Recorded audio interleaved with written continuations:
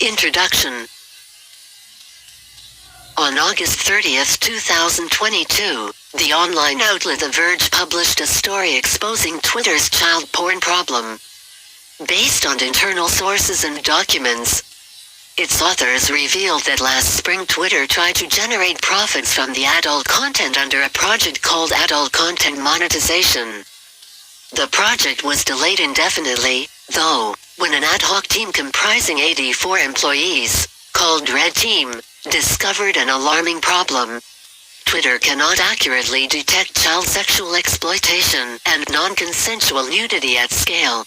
Lack tools to verify that creators and consumers of adult content were of legal age. Twitter executives are apparently well informed about the issue, but are doing next to nothing to fix it. The platform still hosts content that sexually exploits children. Although Twitter is known to have very permissive policies regarding pornographic content, this is a much serious issue. Therefore, we try to understand if and how the platform is actually being used for non-consensual sharing of pornographic material, videos of rapes and sexual violence, and especially child pornography. Our Ghost Data Teams has already conducted research projects on controversial issues related to technology developments and social media platforms, leading us to experiment with innovative methods of data analysis and processing. In recent years we have documented a wide proliferation of counterfeiting luxury items, COVID masks and fake Apple products, while also dealing with digital propaganda, conspiracy groups, recruitment and terrorist activities, all content freely circulating on today's major social networks. We applied the same innovative methods of data analysis and processing to our field study about child pornography material shared on Twitter. Research methodology. Our study, carried out in September, took advantage of various different techniques and algorithms already applied in the above-mentioned research projects. In particular, we focused on a detailed network analysis, that is the multiple account connections and their wide reach within the platform. We also used OCR technology to quickly extract for text and visual recognition, thus automatically learn about people showing in photos or videos analyzed. Major outcomes. We started by studying the activities of 3 Twitter accounts known for sharing child pornography. We extracted their network of social connections, public interactions and main hashtags. In particular, for each we collected the following data. This analysis quickly led us to a much broader list of interconnected accounts, where we carried out a manual review to extract their common characteristics and patterns. We soon noticed that more often than not such accounts follow each other, use well-defined keywords and hashtags, and feature a modest number of followers. They generally post images with some text to communicate, describing their child pornography preferences through profile photos, banners, emojis and multimedia content. Based on these basic characteristics and patterns, we were able to identify over 500 active Twitter accounts that openly shared or requested child pornography material in a period spanning from September 1st to September 20th. We also carried out a manual review of those accounts in order to rule out those that were mistakenly included in that list. These 500 accounts produced more than 10,000 tweets, almost half about the trading of illicit material. These accounts accumulated over 2,000 unique followers. At least several of these followers, even if they do not show any public activities, are likely involved in illicit trade of child porn material. It should be noted that several accounts show obvious social connections with users sharing child pornography, even if they appear to have never published a single tweet. In these cases, we assume that conversations or exchanges take place only through DMS. There is also a chance that we missed some accounts, because we realized only later on that it is common practice to delete tweets related to child pornography after just a few hours.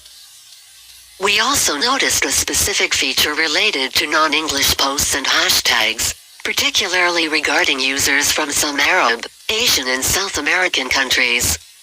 Probably these instances deserve a specific study requiring the help of an expert in linguistics. We noted that Twitter suspended less than 30% of the users that publicly share child pornography links, material, and references in the first 20 days of September. To date, still, more than 400 users are active after the purge. Many of these users have been active for months. Major features of suspicious Twitter accounts analyzed. Here is a short list of features and behaviors shared by those suspicious users.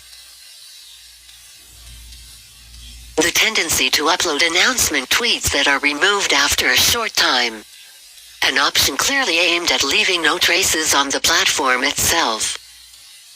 In addition to removing tweets, some users decide to periodically delete their account and/or to change their username. Direct messages are still the preferred communication choice for these users. Even if DMS on Twitter are not protected by end-to-end encryption, they are openly used to share content and direct links. Twitter seems to operate mostly as a showcase, a bulletin board for announcements. Telegram, on the other hand, appears to be the platform devoted to important bargaining among users or to join groups sharing illegal porn content. Well-known content hosting platforms, such as Mega and Dropbox, are instead the preferred choices for actual uploading of such illegal material. A particular inside jargon is often used, but sometimes a few emojis are enough for teens to hint at the kind of content offered or sought. For instance, the lollipop emoji is a frequent reference to child pornography content. These users tend to deploy specific hashtags and keywords to reach people with the same interests. For example, most Latin American users looking for child pornography include the Calda de Palo as an hashtag or keyword. Conclusions. As mentioned earlier, Twitter is known to have very permissive policies regarding pornographic content, and indeed such content is easy to find on the platform. However, our research shows something much more troublesome. In the initial 20 days of September 2022, over 500 accounts shared, requested and/or publicly exchanged child pornography material. Our brief research details some basic features and activities carried out by these criminals. These results validate the alarming problem already discovered by internal employees and exposed by online media. Twitter cannot accurately detect child sexual exploitation, and its executives are doing almost nothing to address this disaster. We also uncovered evidence that such permissive policies on pornographic content are also inducing users to post non-consensual and rape videos. Not to mention minors trying to sell their own nudity or sexual content. It is obvious that Twitter is even more unable to moderate this illegal content when accompanied by texts in languages other than English, particularly those pertinent to Asian countries and to Arab and South American countries. In fact, we estimate that the illegal activities we were able to identify in this study are just a small percentage of those that publicly and daily are taking place on the global platform. Probably a modest investment and a dedicated team, even applying our own basic techniques, would be sufficient to easily locate and drastically reduce the illicit activities described above, thus making the platform a safer place for everyone. To date, Twitter removed only 1/3 of the accounts we found that publicly share child pornography links, material, and references, and still, more than 400 accounts are active. Moreover, many of these users have been active for months. However, despite such evidence and numerous public reports by users and media outlets, pornographic content is still widespread on Twitter and easily accessible to minors who could become the actual victims of these permissive policies.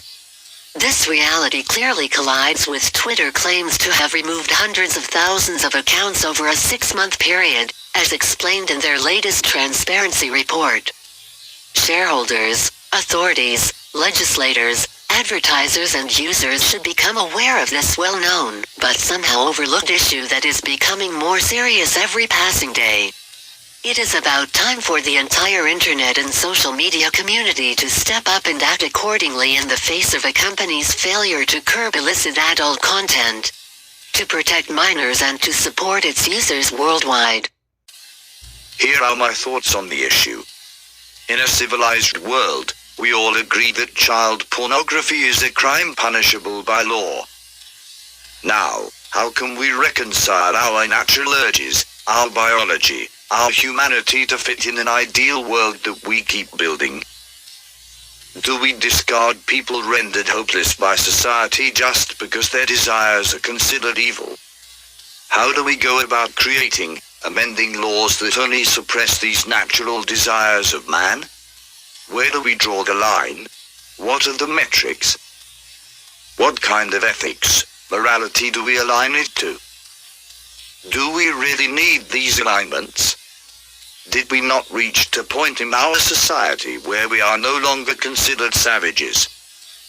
Did our modern communities, especially our schools that kids learn from early on, not teach us how to?